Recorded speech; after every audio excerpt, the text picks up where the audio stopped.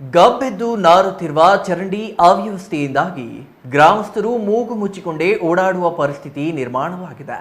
ನಂಜನಗೂಡು ತಾಲೂಕಿನ ದೇವರಸನಹಳ್ಳಿ ಗ್ರಾಮ ಪಂಚಾಯಿತಿ ವ್ಯಾಪ್ತಿಯ ಗೋಳೂರು ಗ್ರಾಮದ ಅಂಬೇಡ್ಕರ್ ಬಡಾವಣೆಯಲ್ಲಿ ಕೊಳಚೆ ನೀರು ಶೇಖರಣೆಗೊಂಡು ದುರ್ನಾತ ಬೀರುತ್ತಿದ್ದು, ಇತ್ತ ಗಮನ ಹರಿಸುವವರೇ ಇಲ್ಲವಾಗಿದ್ದಾರೆ.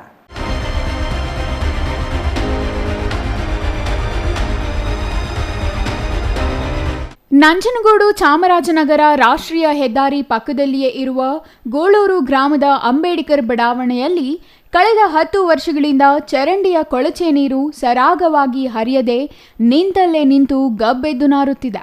ಇದರಿಂದ ರಾತ್ರಿ ಸಮಯದಲ್ಲೂ ಸೊಳ್ಳೆ, ಹಾವು, ಚೇಳುಗಳ ಕಾಟ ಹೆಚ್ಚಾಗಿದೆ. ಅದೆಷ್ಟು ಬಾರಿ ಹಾವುಗಳು ಮನೆಯೊಳಗೆ ಬಂದಿವೆ ಎಂಬುದು ನೆನೆದು ಇಲ್ಲಿನ ನಿವಾಸಿಗಳು ಆತಂಕ ವ್ಯಕ್ತಪಡಿಸುತ್ತಿದ್ದಾರೆ. ನಮ್ಗೆ ಭಾರಿ ತೊಂದ್ರಿ, ಸೊಳ್ಳ ಕಾಟ, ಮಕ್ಳ ಮನಿ ಕಣಲ್ಲ ನ್ಯಾಗ ಹಾವುಗಳೆಲ್ಲ ಮಣಗ್ ಬಂದ್ಬಿಡ್ತಾವ. ನೀವು ಒಂದು ಏನೋ ನೋಡಿ ಯೋಸಿ ಮಾಡಿ ಯೋಸಿ ಗ್ರಾಮ ಪಂಚಾಯತಿಗೆ ಹೇಳಿ ಹೋಗಿದ್ದಿರೋರ್ಗೆಲ್ಲ ಹೇಳಿ ಹೇಳಿ ಸಾಕಾಯ್ತು ನಮ್ಗ. ಹೇಳಿದಿರಿ ನಾವು ಬಂದೊತ್ಕೆಲ್ಲ ಹೇಳಿ ಹೇಳಿ ಕಂಡೊತ್ಕೆಲ್ಲ ಹೇಳೋದು ಬಸ್ಸಿಗೆ ಗೋಚಿದ್ದ ನೀವು ಮಣ ಮುಂದೆ ಗೋರ್ ಕಣಿ ಅಂತಾರ, ಅದೇನಾರಿಗೆ ಗೋರಕ್ಕಂತ ಹೇಳಿ ಮತ್ತೆ ನಾವು.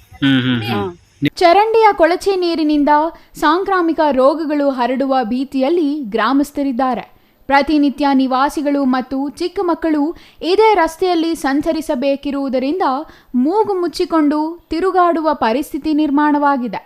ಸಂವಿಧಾನ ಶಿಲ್ಪಿ ಡಾಕ್ಟರ್ BR ಅಂಬೇಡ್ಕರ್ ನಾಮಫಲಕವಿರುವ ಜಾಗದಲ್ಲಿಯೇ ಚರಂಡಿ ನೀರು ದುರ್ವಾಸನೆ ಬೀರುತ್ತಿದೆ. ಇದನ್ನು ಕಂಡು ಕಾಣದಂತಿರುವ ಗ್ರಾಮ ಪಂಚಾಯಿತಿ ಸದಸ್ಯರು ಮತ್ತು ಅಧಿಕಾರಿಗಳ ಬೇಜವಾಬ್ದಾರಿಯಿಂದ ಸಾರ್ವಜನಿಕರು ಪರದಾಡುವಂತಾಗಿದೆ. ಈ ಬಗ್ಗೆ ಸಂಬಂಧಪಟ್ಟ ಗ್ರಾಮ ಪಂಚಾಯಿತಿ ಅಧಿಕಾರಿಗಳಿಗೆ ಮತ್ತು ಜನಪ್ರತಿನಿಧಿಗಳಿಗೆ ಸಾಕಷ್ಟು ಬಾರಿ ಮನವಿ ಮಾಡಿದ್ರೂ ಯಾವುದೇ ಪ್ರಯೋಜನವಾಗಿಲ್ಲ. ಕೂಡಲೇ ಸಂಬಂಧಪಟ್ಟ ಅಧಿಕಾರಿಗಳು ಚರಂಡಿ ಸ್ವಚ್ಛಗೊಳಿಸಿ ನೀರು ಸರಾಗವಾಗಿ ಹರಿಯುವಂತೆ ಮಾಡಬೇಕು. ಹೊಸದಾಗಿ ಚರಂಡಿ ನಿರ್ಮಾಣ ಮಾಡಿಕೊಡಬೇಕು. ಇಲ್ಲವಾದಲ್ಲಿ ಮುಂದಿನ ದಿನಗಳಲ್ಲಿ ಗ್ರಾಮ ಪಂಚಾಯಿತಿಗೆ ಮುತ್ತಿಗೆ ಹಾಕಿ ಪ್ರತಿಭಟನೆ ನಡೆಸಲಾಗುತ್ತದೆ ಎಂದು ಗ್ರಾಮಸ್ಥರು ಎಚ್ಚರಿಕೆ ನೀಡಿದ್ದಾರೆ.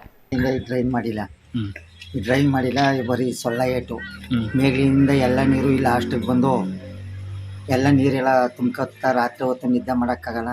ಆಮೇಲೆ ಸಿಕ್ಕಾಪಟ್ಟ ಸ್ಮೆಲ್ಲು. ಪಂಚಾಯತಿಯವರು ಎಲ್ರಿಗೂ ಕಂಪ್ಲೇಂಟ್ ಮಾಡೀನಿ, ಅವ್ರು ಯಾರೂ ಗಮನ ತಗೋತಾ ಇಲ್ಲ. ದಯವಿಟ್ಟು ಇದನ್ನ ಡ್ರೈನ್ ಮಾಡಿಸ್ಕೊಡ್ಬೇಕು ಅಂತ ಕೇಳ್ತಾರೆ. Kumar, CTV news, Nanjangud.